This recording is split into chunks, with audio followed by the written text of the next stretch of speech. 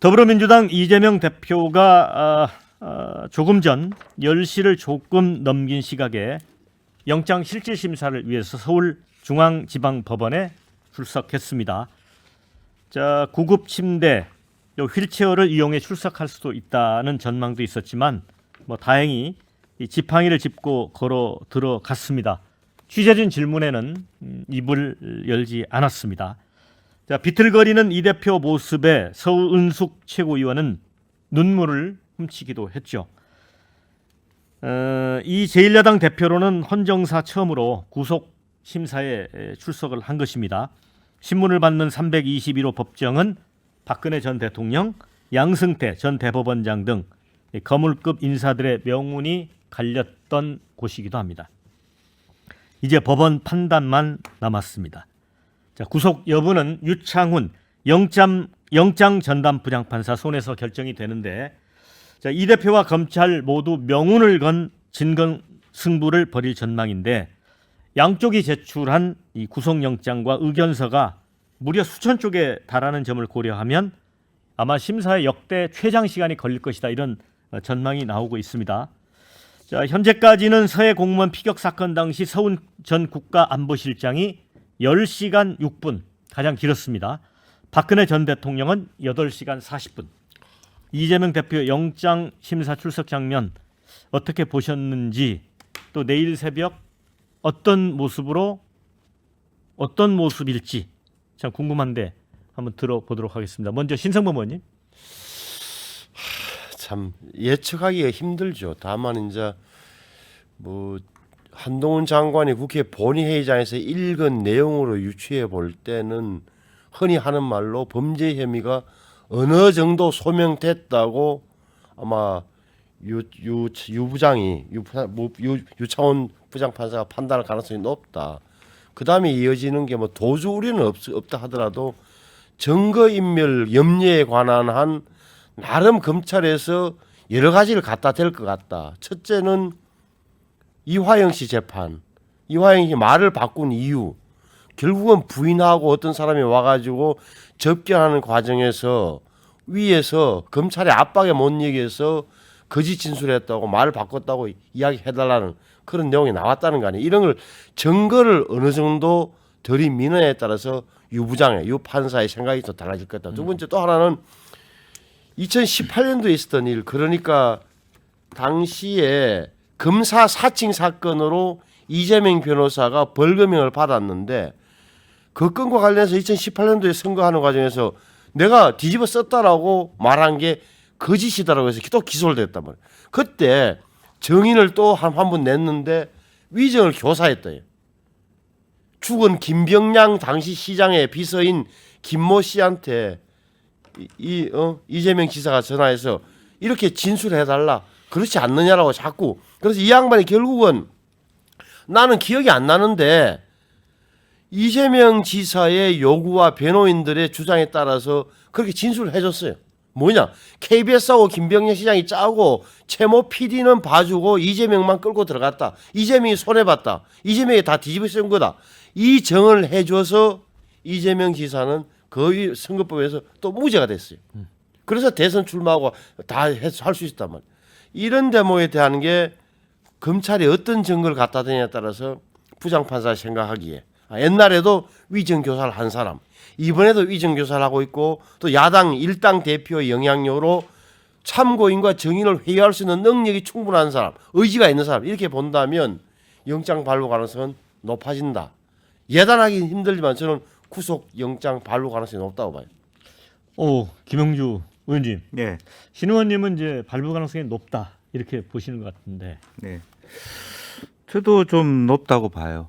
그러니까 실제로 보니까 유창훈 판사 그동안 했던 여러 가지 결과들을 보니까 대체로 그 치우침이 없는 판단을 하셨다라고 보여집니다. 어떤 경우에 윤관석 의원은 구속을 하고, 물론 본인 재판부는 아니지만 이승만 의원은 예를 들면 어떤 가담 정도가 약하다, 또 혹은 증거가 확실히 있기 때문에 굳이 구속 안 해도 된다, 이런 굉장히 나름대로의 중심이 서 있는 판사라고 보고, 우리가 이제 방금 얘기를 나왔습니다만은 어쨌든 범죄의 중대성, 그다음에 도주 가능성, 말하자면 증거 인멸의 가능성에 있어서 마지막에 이제 검사들이 힘을 기울였던 것은 자기들 나름대로의 어떤 뭐 몇천 페이지가 된다, 1000페이지가 넘다니까 사실은 중대성은 충분히 입증됐다고 보고, 그러니까 증거 조작과 인멸 가능성에 대해서 상당히 강조한, 그렇기 때문에 이제 뭐 거짓 위정을 시켰다 뭐 이런 부분들을 강조한 것이 이제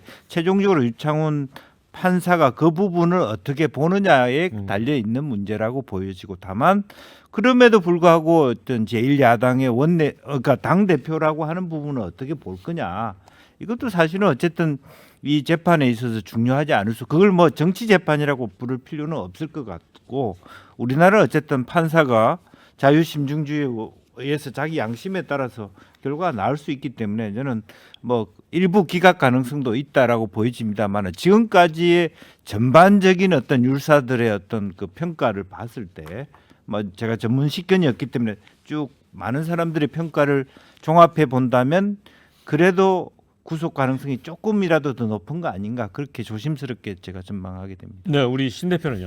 예, 저는 뭐 이 부분에 대해서는 이제 사법부의 시간이기 때문에 뭐 정치적 시각보다는 좀 더 법리적인 말씀으로 전 드리고 싶은데요. 우선은 이재명 대표에 대한 수사는 누가 뭐래도 이거 필요한 수사입니다. 이거는 뭐 보복 이런 거 절대 아니고요. 필요한 수사인데, 문제는 윤석열 정부 들어와서 수사를 하는 건 좋은데 너무 과도하게 했고 편향되게 한 것도 사실이고요. 또 한동훈 장관이 상당히 또 정치적으로 이용한 것도 사실이에요. 그래서 이 부분이 저는 뒤섞여 있기 때문에 이런 정치적인 쟁점화가 지금 많이 지속되어 온 사건이다. 그럼 여기서 법을 보고 우리가 판단할 건 뭐냐면은, 일단 대한민국 헌법이 주장하는 것은 무죄 추정의 원칙입니다. 그리고 불구속 수사가 대원칙이고요. 거기에 대해서 범죄 혐의가 소명이 되고 도주 우려나 증거인멸 우려가 있을 때 구속을 하면서 수사를 하는 것이지, 이것이 또 유무죄 판단도 아니거든요. 저는 이재명 대표에 대해서 쭉, 저도 이제 이재명 비리 특위 제가 대변인까지 했고 쭉 다 들여다봤을 때 상당히 나중에 유죄로 나올 것들이 보여요. 근데 구속 수사할 거냐 불구속 수사할 거냐는 특수수사의 대원칙을 지켰어야 되는데, 지금 정권 바뀌고 수사하고 나서 너무 오랜 시간 구속도 안 하고 수사도 하느니 마느니 하다가 이제 와가지고 총선 앞두고서 갑자기 야당의 대표를 구속시켜서 수사하겠다라고 하니까 이런 난리가 나는 거거든요. 그렇다고 한다면은 저는 지금 유창훈 부장판사가 판단을 할 때 이거 증거인멸의 우려가 있느냐, 이걸 봐야 되는데요. 지금 관련자들이 다 구속됐다가 재판을 1심, 2심 다 받다가 지금 보석으로 다 나오고 있어요. 그러니까 다 풀어주고 있다는 거죠. 근데 그런 상황에서 증거인멸의 우려가 있다라는 것은 좀 논리적으로 납득이 안 된다. 이미 다 증거가 법원에 다 법정에 가 있거든요. 그래서 저는 이재명 대표에 대해서는 저는 좀 기각 가능성을 좀 높게 보고, 법리적으로 따지면은 유창호 부장판사가 박영수 전 특검도 1차 때 기각을 냈어요. 그때도 저도 뭐 법감정이나 우리가 이게 여론으로 봤을 때는 뭐 말도 안 되지 않냐 하지만은 또 판사의 판단은 법리적으로 다르게 낼 수 있거든요. 그래서 저는 법리적으로만 따지면은 기각의 가능성을 조금 높게 저는 예상을 합니다.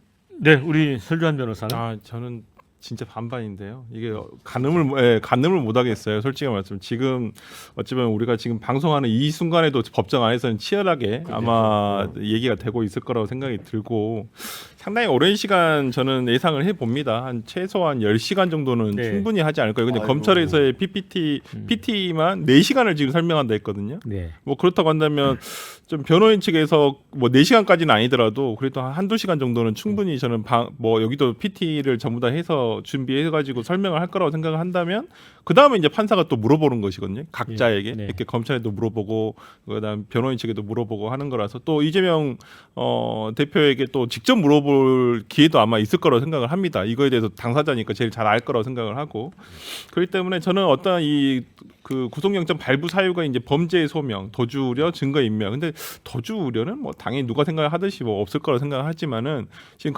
범죄 소명이 됐냐 안 됐냐라는 것은 각자 주장을 할 거라고 생각을 하고, 저 개인적으로도 제3자 뇌물이라든지 배임이라든지 이건 어찌 보면 명확한 증거가 있다라기보다는 있어진 어떤 수사 자료라든지 검찰에서 수사기관에서 제시한 증거를 가지고 되냐 안 되냐를 해석하는 문제거든요. 법적으로 이게 적용 가능한지 불가능한 것인지 이런 부분. 그다음에 뭐 당연히 이재명 대표 측에서는 이러한 부분과 관련해서 어떻게 배임이 되냐, 어째 제3자 뇌물죄가 되는 것이냐, 본인이 어떤 의도를 하지 않고 본인이 사익을 취한 것이 없음에도 불구하고 이런 경우는 없다라고 아마 주장할 거고, 검찰에서는 기존의 판례라든지 기존의 정치범 사건, 특히 뭐 제3자 뇌물죄 같은 경우에는 뭐 예를 들어서 과거 이상직 뭐 국회 부의장 뭐 사건이라든지 비슷비슷한 사건들이 굉장히 많았거든요. 왜냐하면 그러한 전례 판례들을 아마 제시를 하면서 설득을 할 거라고 생각이 들고 판사 입장에서는 이제 이 증거 인멸의 우려. 검찰에서는 지금 최근에 가장 주력하고 있다는 것이 증거 인멸의 우려인데 백현동 같은 경우는 증거 인멸의 우려가 있는지는 잘 모르겠어요. 근데 가장 최근에 이루어지고 있는 보도를 보면 쌍방울 사건과 관련해 가지고 뭐 민주당 최고 뭐 박찬대 최고의원이 뭐 이화영 전 부지사의 배우자에게 연락을 해서 어떻게 했다. 근데 그 내용을 보더라도 연락을 했다는 건 있는데 또 진술은 있는데 예를 들어서 정확한 뭐 통화 내용이 있거나 그러지는 않거든요. 그렇다고 한다면 이러한 부분들이 과연 이재명 대표에게 영장을 꼭 발부해야 되는 것인가? 이 아마 뭐 판사로서도 상당히 고심이 많이 들 거라 생각을 하고 저는 재판부, 검찰, 그다음에 이재명 대표 측 모두 쉽지 않은 영장 실질 재판이다 이렇게 생각을 하기 때문에 참 결과를 예측하기가 개인적으로 너무 힘듭니다.